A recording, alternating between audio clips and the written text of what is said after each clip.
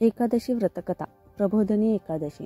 श्रीकृष्ण भगवान म्हणाले, हे अर्जुन, मी तुला मुक्ती देणाऱ्या प्रबोधिनी एकादशी संबंधी नारद आणि ब्रह्मदेवामध्ये झालेला संवाद ऐकवितो.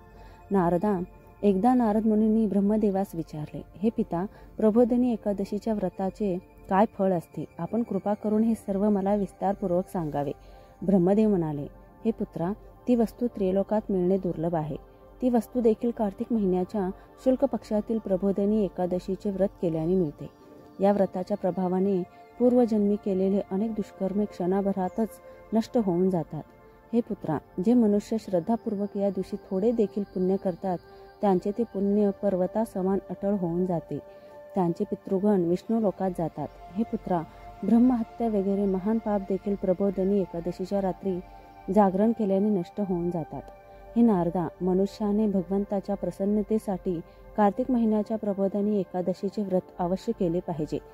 जो मनुष्य या एकादशीचे व्रत करतो तो धनवान, योगी, तपस्वी तसेच इंद्रियजित होतो, कारण एकादशी भगवान विष्णूंना अत्यंत प्रिय आहे.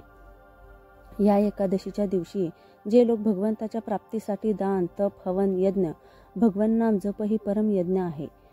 यज्ञात जपयज्ञ माझे स्वरूप आहे, श्री भागवत गीता करतात, त्यांना अक्षय पुण्य मिळते. म्हणून हे नारदा, तुम्ही देखील विधीपूर्वक भगवान विष्णूंची पूजा केली पाहिजे.